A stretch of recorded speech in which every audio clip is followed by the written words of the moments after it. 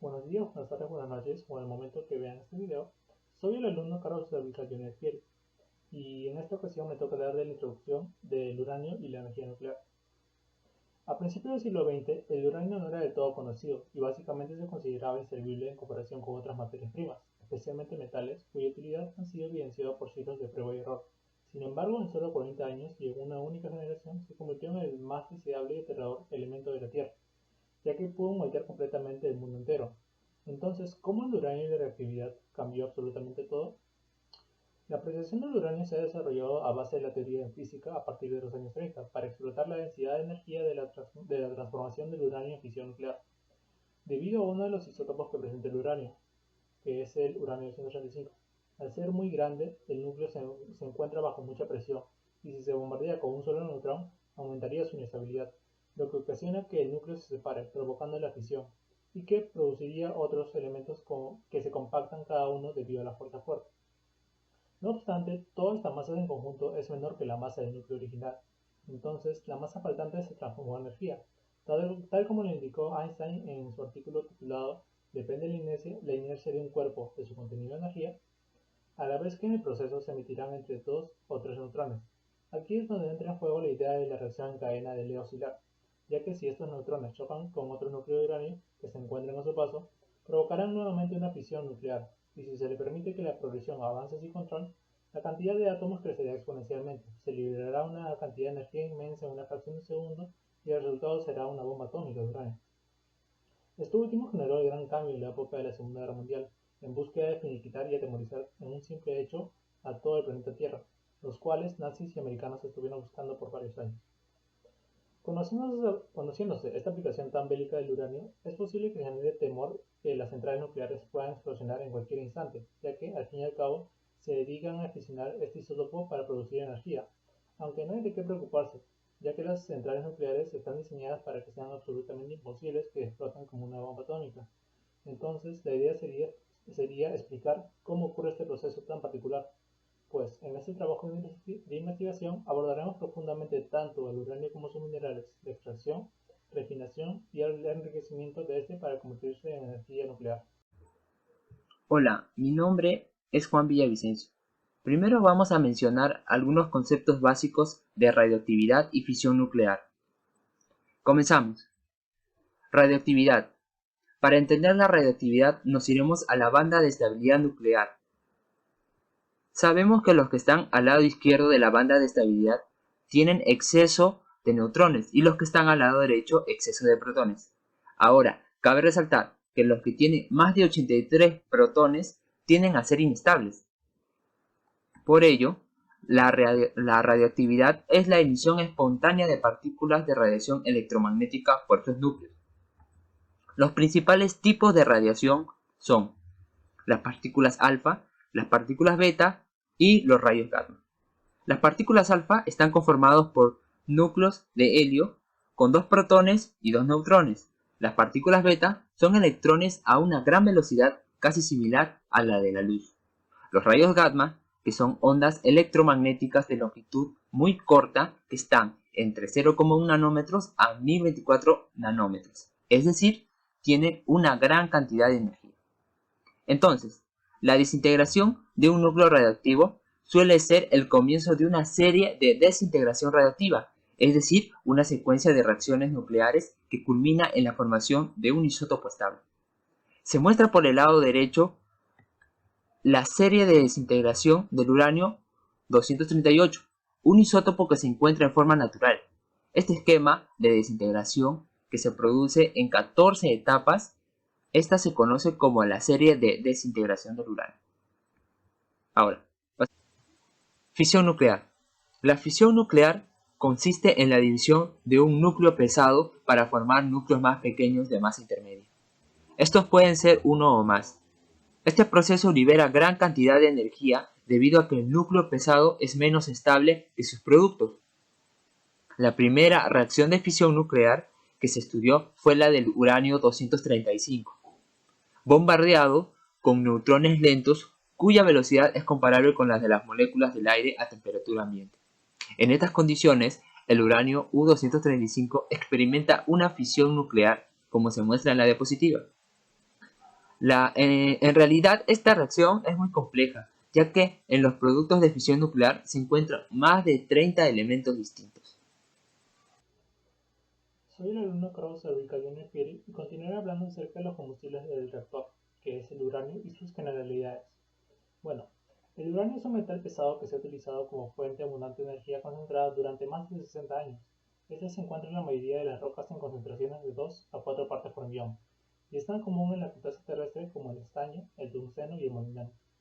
Fue descubierto en 1789 por Martin Kastler, un químico alemán, que lo encontró en el mineral llamado pitchblende. Recibía su nombre del planeta Urano, que había sido descubierto 8 años antes. Al parecer, el uranio se formó en supernovas hace unos 6.600 millones de años. Si bien no es muy común en el sistema solar, hoy en día su lenta desintegración radiactiva proporciona la principal fuente de calor dentro de la Tierra, provocando convección y deriva continental. Continuaré hablando acerca de las propiedades físicas y químicas del uranio.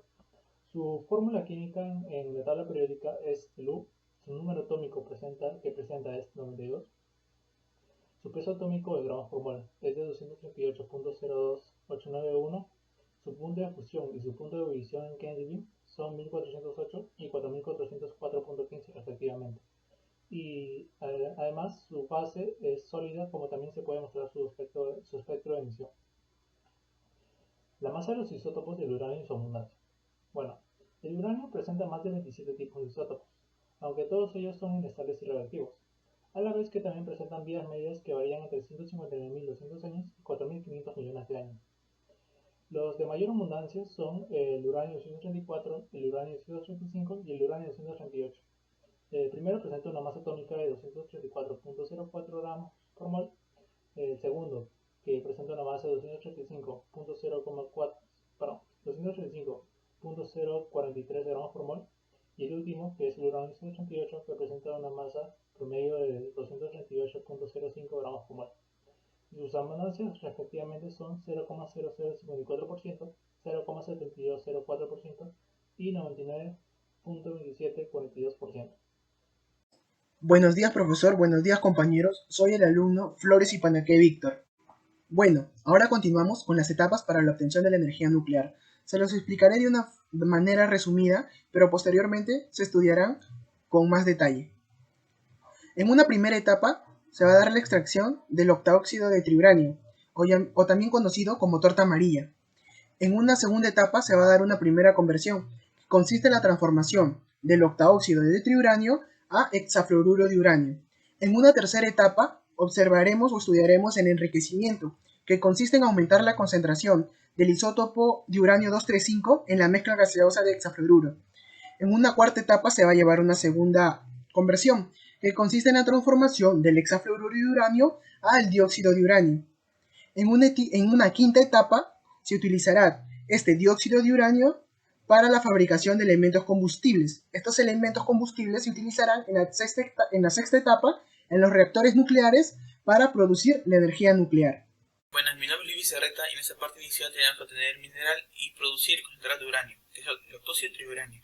En la exploración e investigación geológica, los yacimientos de uranio pueden ser clasificados en varios tipos, como yacimientos o acumulaciones sin contacto, yacimientos o areniscas de granulometría, filones o brechas mineralizadas. Para la localización del uranio se utiliza radiación gamma debido a que estos emiten partículas alfa.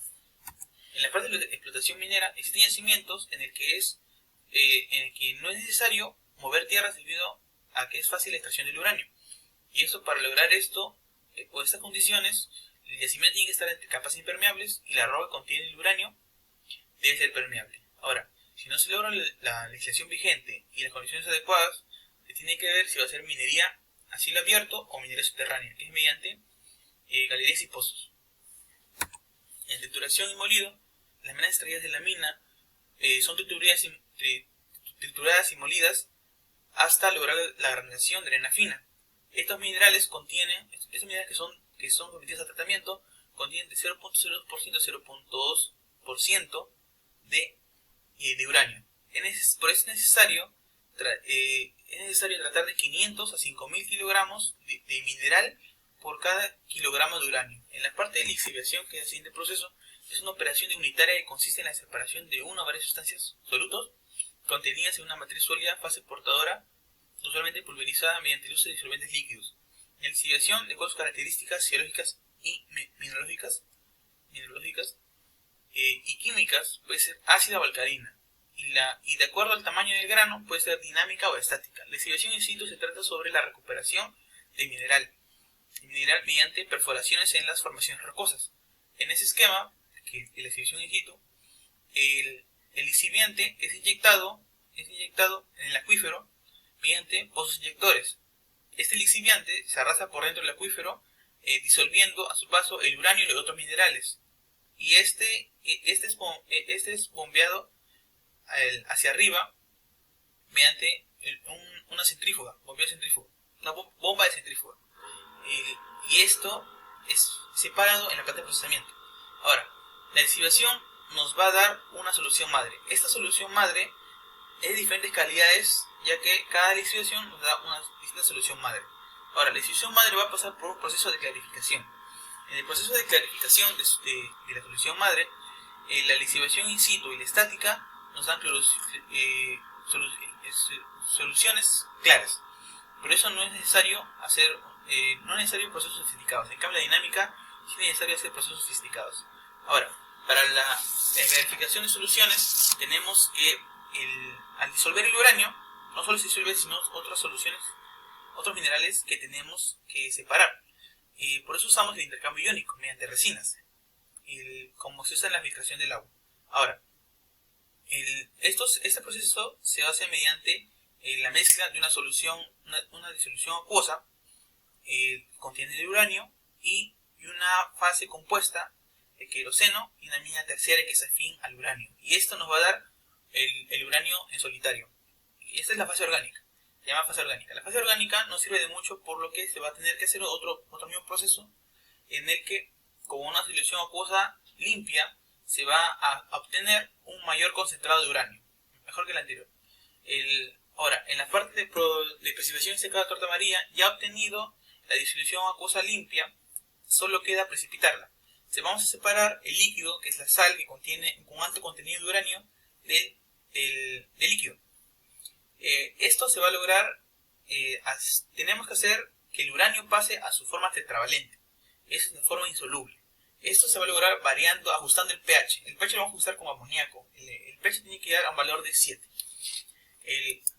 Esta solución nos va a dar una mezcla que va a ser una solución con color amarillento vivo, que va a ser el diarunato amónico. Y finalmente vamos a separarlo mediante filtros de vacío. Y luego vamos a proceder al proceso de secado. Este se llama el famoso yellow cake. En la parte de secado y envasado, debido a que la torta amarilla tiene una humedad importante, se va a proceder a hacer el secado y esto nos va a dar un polvo. El polvo obtenido contiene de un 80% de octóxido de triuranio, y esto va a proceder a ser envasado en bidones de chapa metálica de 250 litros que son usados para su venta o envíos posteriores o envíos a posteriores procesos. Gracias. Buenos días, mi nombre es Janet Samata Rodríguez y les voy a hablar sobre el proceso de conversión del octóxido de uranio al hexafluoruro de uranio requerido para el enriquecimiento. Esto en 6 pasos básicos. En este diagrama les voy a mostrar los procesos que se van a realizar. Primero tenemos el tratamiento previo. Aquí vamos a eliminar el sodio mediante procesos de neutralización, secado, filtrado y posterior calcinamiento del sodio, que lo que hace es ocasionar apeltamiento y también sintetización en los fluoradores del lecho de fluido. El sulfato de amonio va a reaccionar junto con el diodarnato de sodio para así dar formación al diodarnato de amonio requerido en los siguientes pasos. La alimentación. El producto que entra, como ya habíamos dicho, es el diodarnato de amonio que hemos tenido anteriormente. Este entra en un reactor de calcinamiento. Y aquí, a altas temperaturas, provoca que se liberen gases como el amonio, el óxido de uranio, el vapor de agua y el fósforo de oxígeno. Esto a su vez pasa a través de dos cámaras de destilación, que posteriormente llegan a este reactor de aglomeración donde junto con el agua se mezclan con el agua o ácido sulfúrico. Aquí, posteriormente, de acuerdo a la concentración que hemos obtenido anteriormente, es lo que define con qué se va a mezclar. Posteriormente vamos a entrar a este secador rotatorio. Aquí ocurre el proceso de secado a temperaturas entre los 371 y 482 grados Celsius. Es aquí donde vamos a obtener el octóxido de tiuranio sólido. El paso 3 es la reducción. El producto que va a entrar aquí es el octóxido de tiuranio que hemos obtenido anteriormente. Lo que vamos a hacer aquí es calcinar el octóxido de tiuranio. Esto mediante este proceso. En este reactor de reducción vamos a ingresar el octóxido de tiuranio, donde va a contener dentro de él a su vez hidrógenos y fluoruros como gases fluidizados. Esto producto del amonio que ha ingresado por aquí en los vaporizadores y se han disociado. El hidrógeno va a reaccionar junto con el octóxido de tiuranio y nos va a dar el dióxido de uranio. Lo que se ha hecho aquí es la eliminación de impurezas y también la reducción del dióxido de uranio intermedio, para así obtenerlo al 99%. El cuarto proceso es la hidrofluorización. El dióxido de uranio que hemos obtenido anteriormente va a entrar en este reactor primario de hidrofluorización. Lo que va a hacer aquí es el flujo de hidrógeno va a reaccionar junto con el dióxido de uranio y se van a formar también tetafluoruro de silicio, bifluoruro de boro y también fluoruros de vanadio. Estos van a ingresar a través de estas máquinas de filtrado y secado, donde van a reaccionar, junto con el hidróxido de potasio, se van a limpiar para así poder liberarlos al medio ambiente. Y acá, en esta máquina primaria, los sólidos que han precipitado van a pasar a esta máquina segunda de hidrofluorización, que posteriormente van a pasar al elevador para así poder entrar a esta máquina y que nos pueda dar el tetrafluoruro de uranio en estado sólido. El siguiente paso es la fluoración. Lo que va a pasar aquí es la fluoración del tetrafluoruro de uranio obtenido con flúor elemental. ¿Esto cómo? El tetrafluoruro de uranio sólido va a entrar a través de estos monelos monelos paralelos que contienen fluoruro de calcio, que hacen que se reaccione, para posteriormente entrar en esta máquina de fluorinación, donde el tetrafluoruro de uranio va a reaccionar junto con el flúor, como está aquí, por una reacción exotérmica, y va a producir lo que es el hexafluoruro de uranio.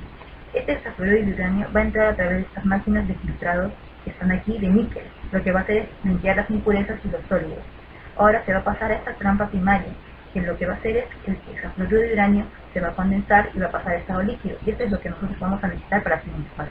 En la trampa secundaria y terciaria fría, acá se han ido los hexafluoruros de uranio y los otros componentes que son volátiles, y luego van a pasar a estos reactores donde va a pasar con el dióxido de potasio, se va a limpiar y se va a liberar al medio ambiente. El último paso que tenemos es el de destilación. El hexafluoruro de uranio obtenido anteriormente es el crudo. El crudo contiene minerales como el fluoruro de vanadio, molibdeno, cesio y silicio, que necesitan ser separados para ser purificados y obtenidos como hexafluoruro de uranio. El hexafluoruro de uranio crudo que hemos obtenido va a entrar a estos tanques de destilación, para posteriormente entre a esta columna de destilación, donde se va a producir oxifluoruro y se van a liberar mediante estas máquinas de condensadores para así liberarse el ambiente.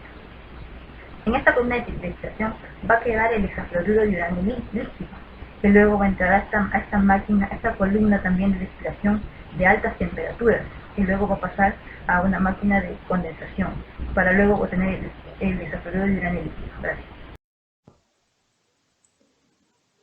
Enriquecimiento de uranio. Es el proceso que consiste en la separación isotópica por el cual se incrementa el porcentaje de un isótopo de interés con respecto de la concentración de alimentación o entrada. Este proceso puede ser efectuado por diferentes métodos, los cuales se basan en la utilización de las propiedades físicas y químicas que diferencian a los distintos isótopos. Estas diferencias se deben principalmente a la diferencia de masa de los isótopos del elemento a enriquecer. Para el caso del uranio, sus isótopos a separar son el de U235 frente al U238. En este proyecto integrador se estudian las bases para el diseño y optimización del proceso de enriquecimiento de uranio. El proceso de enriquecimiento de uranio tiene particular interés en la industria nuclear debido a que los reactores de potencia utilizados para la generación de energía eléctrica más ampliamente usados en el mundo son de tipo PWR. Reactores de agua liviana presurizada en los cuales es necesario utilizar como combustible el uranio enriquecido entre 3 a 5% de U-235. Para realizar este proceso hay muchos métodos, como el de centrifugación gaseosa, difusión gaseosa, separación de láser, etc. Sin embargo, los más usados son el de centrifugado de gas y el de difusión gaseosa. Centrifugación gaseosa. En este proceso consiste inyectando el gas de hexafluoruro de uranio a la centrífuga que ingresa por la parte superior. La función de esta máquina es la siguiente. Cuando el gas llega al rotor o cilindro, empiezan a girar a una gran velocidad. La rotación crea lo que es un campo gravitacional que a su vez también se mantiene una contracorriente axial del gas, mediante el establecimiento de una diferencia de temperatura entre los extremos del rotor. Esto genera que el gas más pesado tiende a moverse hacia las paredes del recipiente, mientras que el gas más ligero se acumula más cerca del centro, impulsado por el gas más pesado. Posteriormente, el gas más ligero, que es el enriquecido en U-235, se acumula en la parte superior, y el más pesado, que es el empobrecido en U-238, es la parte inferior. Estos son llevados por los respectivos tubos mostrados. Sin embargo, el grado de enriquecimiento necesario no se puede realizar en una sola única centrífuga. Se deben conectarse entre sí en una cascada como en una planta de difusión gaseosa. Es decir, se deben conectar muchas máquinas en paralelo en una planta de enriquecimiento de tamaño comercial. La principal ventaja del método de centrifugación de gas sobre la de difusión gaseosa es que, según el Departamento de Energía de Estados Unidos, una planta de centrifugación de gas utiliza solo un 96% menos de energía eléctrica que una planta de difusión de gas con la misma capacidad de trabajo de separación. Bueno, ahora continuamos con el proceso de enriquecimiento, pero por difusión gaseosa. Este proceso de enriquecimiento se basa en la ley de Graham, la cual nos indica que las velocidades de fusión de diferentes gases varían en forma inversa con relación a sus masas moleculares. Es así que si establecemos la relación entre las velocidades del hexafluoruro de uranio 235 versus la velocidad de fusión del hexafluoruro de uranio 238, vamos a poder dilucidar que la velocidad de fusión del hexafluoruro de uranio 235 es mayor que la velocidad de hexafluoruro de uranio 238. Ahora, en este proceso de enriquecimiento vamos a ver etapas como la compresión, enfriamiento y enriquecimiento. Para la compresión se va a utilizar compresores conjuntamente con motores. Para el enfriamiento se va a utilizar un gas refrigerante, que generalmente es un gas clorofluorocarbonatado, que en este caso el que se va a utilizar es el CFC 114. Y para el enriquecimiento se utiliza un difusor. Acá podemos observar un difusor gaseoso. Por la parte izquierda vamos a apreciar que va a ingresar el gas hexafluoruro de uranio a través de un flujo a alta presión, ¿no? Las moléculas de hexafluoruro de uranio 235 van a tener más posibilidad de atravesar esta barrera porosa, debido a que poseen una mayor velocidad de fusión. Pero también van a atravesar algunas moléculas de hexafluoruro de uranio 238. En esta zona externa a la barrera se encuentra a una menor presión, pero posee más concentración del hexafluoruro de uranio 235. Es así que por la parte derecha podemos apreciar dos flujos, ¿no? Un flujo va a contener mayor concentración de las moléculas de hexafluoruro de uranio 235 y el otro flujo va a ser empobrecido en el hexafluoruro de uranio 235. Bueno, ahora les explicaré cómo es este proceso de enriquecimiento. Para esto les presento la imagen de una planta de difusión gaseosa. Un difusor lo represento por un rectángulo, el compresor y el motor por un circulito. Las dos líneas van a representar la sustancia refrigerante y las líneas punteadas van a representar la membrana, ¿no? Podemos observar que por la parte inferior va a haber una alimentación con el gas de hexafluoruro de uranio, que va a ingresar inicialmente a la etapa C, ¿no? Que va a haber un primer enriquecimiento. Al salir este gas enriquecido va a perder presión, por lo tanto el compresor se encargará de aumentar la presión y redireccionarlo hacia la etapa B, donde antes de ingresar a esta etapa se va a encontrar con el gas refrigerante, ¿no? El que se encargará de extraer el calor ganado en la compresión. Entonces, aquí sucede un nuevo enriquecimiento, el gas de nuevo enriquecido se obtiene a una baja presión, entonces el compresor se encargará de aumentar la presión y lo redireccionará nuevamente hacia la etapa A, donde nuevamente se encuentra con la sustancia refrigerante. Aquí va a haber nuevamente un enriquecimiento y se va a obtener el gas de hexafluoruro de uranio con mayor concentración del isótopo 235, ¿no? Quiero recalcarles que en la parte central se enfoca en el enriquecimiento, pero no menos importante son las partes laterales, ya que aquí se obtiene un gas empobrecido de uranio 235. Empobrecido quiere decir que todavía existen algunas moléculas de uranio 235. Es así que, digamos, en la etapa A se redirecciona hacia la entrada de la etapa B, donde es aquí donde se va a mezclar con el gas enriquecido que viene de la etapa C, ¿no? Y se va a obtener se va a también recuperar un poco más de uranio 235, y así sucesivamente, ¿no? Lo interesante de este proceso es que se puede obtener concentraciones de uranio 235 del 4 a 5%. Bueno, ahora veremos la segunda conversión, que trata de la transformación del hexafluoruro de uranio a dióxido de uranio. Para esto se emplea el proceso AUC. En este proceso inicialmente lo que se realiza es la gasificación del hexafluoruro de uranio proveniente de la etapa de enriquecimiento. Luego va a haber una conversión que se va a llevar a cabo en un precipitador que contiene agua desmineralizada. Es así que el hexafluoruro de uranio gaseoso va a reaccionar con el agua desmineralizada, que también se encuentra en forma gaseosa. A este mismo precipitador se va a hacer ingresar el amoníaco gaseoso con el dióxido de carbono gaseoso. Esta reacción va a dar lugar a la formación de este compuesto que lleva el nombre de compuesto AUC, que también se llama tricarbonato de amoníaco y uranilo. Y también se va a observar la formación del fluoruro de amonio. Luego, este precipitado se va a filtrar y se va a secar para luego llevarlo a una conversión, que esta conversión se llevará a cabo en un horno de lecho fluidizado. Este horno va a proveer el calor necesario para que se lleve a cabo la reacción, ya que se va a tratar de una reacción endotérmica.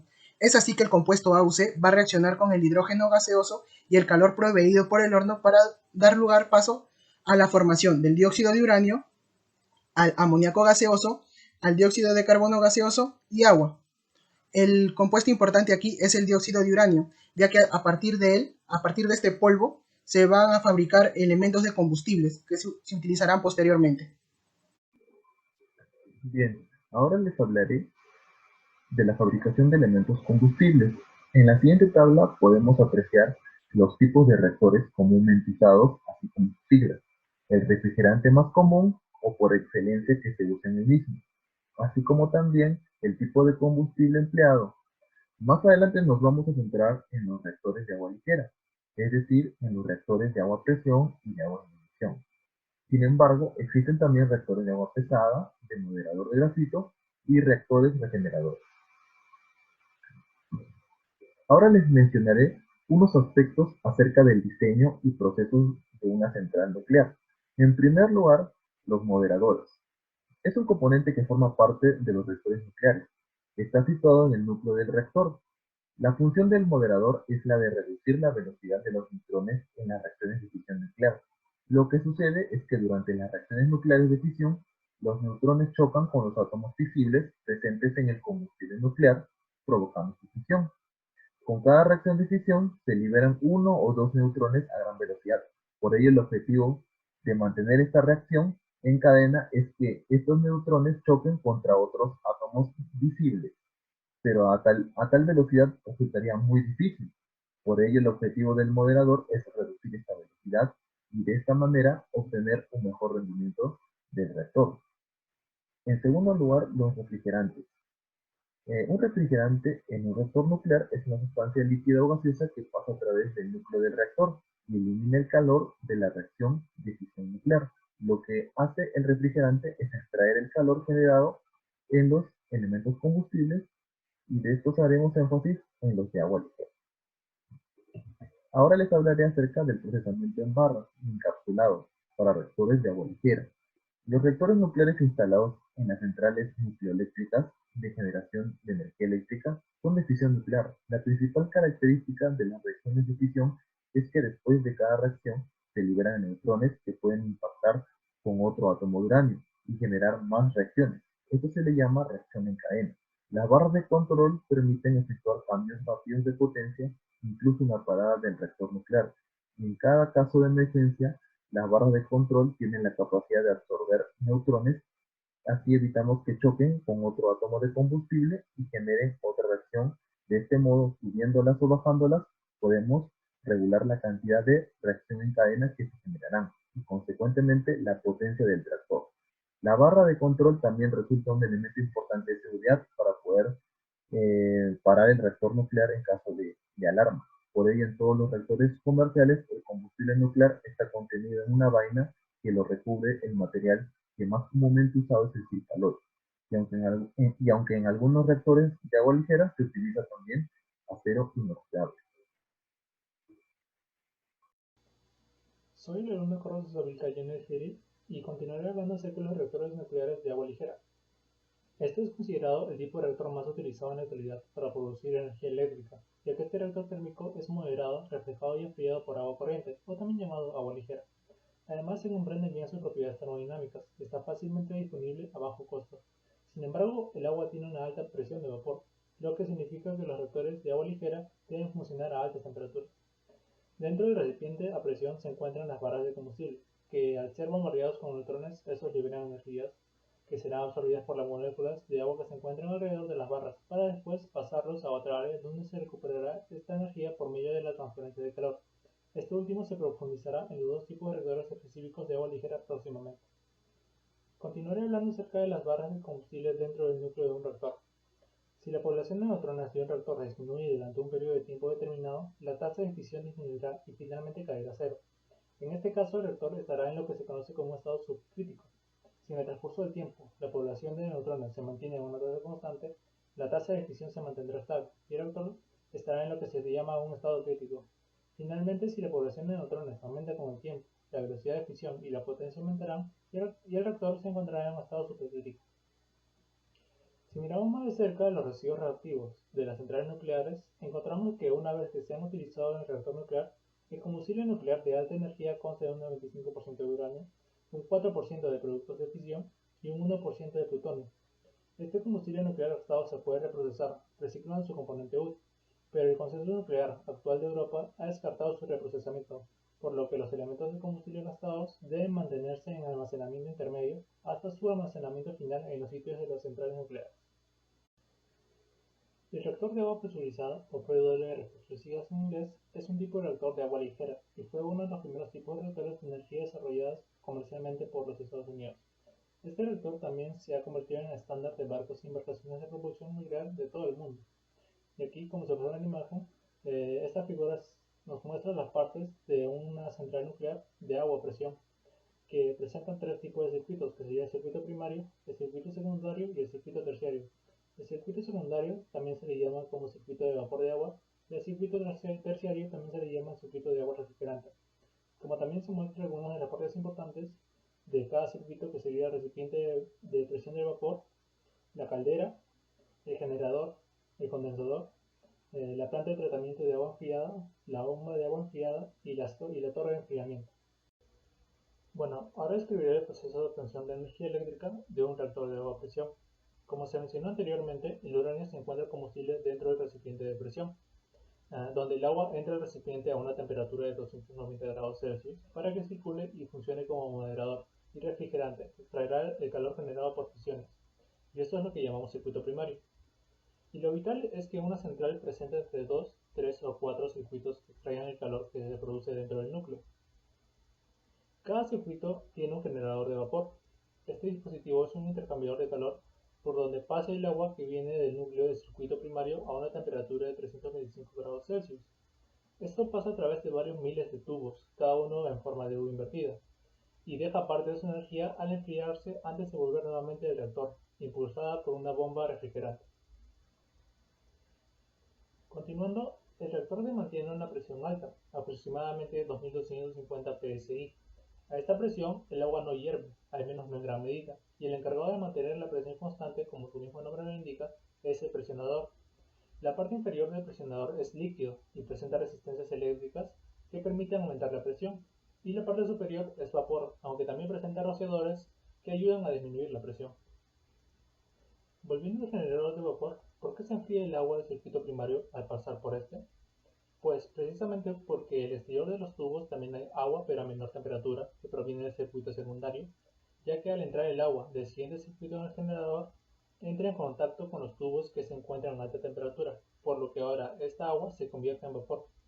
Ahora, la línea de vapor se unen en un colector que lleva el fluido a las turbinas, que sirven para impulsar a una gran velocidad de aproximadamente 1500 revoluciones por minuto. Estas turbinas están conectadas a un generador eléctrico, o también llamado alternador, que al girar genera una enorme cantidad de energía que será almacenada en los transformadores para después ser llevados a las líneas de alta tensión. Y pues con una cantidad de entre 80 y 100 toneladas de uranio, se puede producir entre 900 y 1500 megavatios eléctricos. Ahora que el vapor que movió la turbina ha perdido energía, cae el depósito llamado condensador, y aquí es donde el vapor de agua vuelve a ser líquido, por lo que es necesario tener un foco frío para que se vuelva a condensar el agua del circuito 2, y pues lo que pasa es agua del circuito terciario por el interior de los tubos, que provienen del agua de los ríos, lagos o directamente del mar, que después de calentarse, estos se dirigen a la torre de enfriamiento, donde el 2% del total de agua se liberará por medio de vapor de agua y el otro porcentaje se reutilizará. Por último, una vez tenemos el agua del circuito secundario, se vuelve a precalentar y se impulsará por medio de bombas hacia el generador de vapor para completar otro ciclo de circuito, y pues así se producirá completamente la energía eléctrica. Finalmente les hablaré acerca de los reactores de agua en ebullición. En estos solo hay un circuito recorriendo todos los pasos. Por ejemplo, los reactores nucleares en Fukushima son de este tipo. Podemos ver aquí un esquema de su funcionamiento en la siguiente figura. Al contrario que los reactores de agua a presión, que les habló mi compañero Johnny, este tipo de reactores están concebidos para que el agua que refrigere el combustible del reactor cambie de fase, es decir, hierva a su paso por el reactor. Desde este punto de vista, el reactor de agua en ebullición está más cerca de la concepción clásica de una central térmica, en el sentido de que no introduce componentes adicionales en el proceso de generación de vapor, como sí lo es el caso anterior, sino que se emplea directamente el reactor como generador de vapor en clara similitud a una caldera de combustión. Ahora veremos que en un diseño típico de reactor de agua en ebullición comercial, el proceso es el siguiente. En uno, el núcleo en el interior de la vasija del reactor produce calor. 2. El refrigerante normalmente es agua y se desplaza en sentido ascendente por el núcleo, absorbiendo este calor y entrando en ebullición. En 3, la mezcla de agua y vapor abandona el núcleo por la parte superior y tras pasar por un separador de humedad que retira las gotas, pasa a la turbina. En 4, en esta el vapor genera movimiento que al trasladarse al alternador genera electricidad. En 5, el vapor sobrante llega al condensador donde se convierte en agua y esta es bombeada de nuevo al núcleo. Ahora veamos la configuración interna de un reactor de agua en ebullición, que se va a mostrar a continuación. En la vasija donde el flujo de refrigerantes se indica mediante flechas, comenzando con la cámara inferior o pleno. El agua se mueve hacia arriba a través del núcleo, mientras lo hace recibe tanto calor sensible como calor latente. Para cuando llega a la parte superior del núcleo y entra en el pleno superior, una parte del refrigerante se habrá vaporizado. Esta mezcla de vapor y agua líquida pasa luego a través de separadores de vapor que eliminan la mayor parte del agua. Luego, el vapor pasa por un conjunto secador que elimina la mayor parte del agua. Luego, el vapor pasa por un conjunto secador que va a eliminar el agua restante. Luego sale del reactor a una línea de vapor hacia la turbina. El agua residual de los separadores y el agua de la mezcla de alimentación van a regresar al condensador y pasa hacia abajo a través de una región anular externa al núcleo, entre la recubierta de esta y la vasija del reactor, conocida como bajante, y nuevamente regresará al pleno superior. La fuerza detrás del flujo de refrigerante a través del núcleo es proporcionada por un sistema de recirculación que vemos ahí. Este sistema consta de dos bucles externos a la vasija del reactor, cada uno de los cuales contiene una bomba de recirculación. Estas bombas extraen agua cerca de la parte inferior del tubo de bajada y la bombean a una presión más alta a través de un colector de tubería a una serie de bombas de chorro ubicadas dentro del tubo de bajada, como se muestra ahí. Se observa que estos dispositivos no tienen partes móviles. El agua en recirculación emerge de la boquilla de las bombas de chorro a alta velocidad y arrastra parte del agua en el tubo de bajada, como lo indica el flujo de succión en la figura de la derecha. El agua de las boquillas y el agua arrastrada finalmente emergen del condensador y pasa hacia abajo a través de una región externa del núcleo entre la recubierta de este y la vasija del reactor, conocida como el tubo de bajada, y finalmente regresa al seno inferior. Gracias.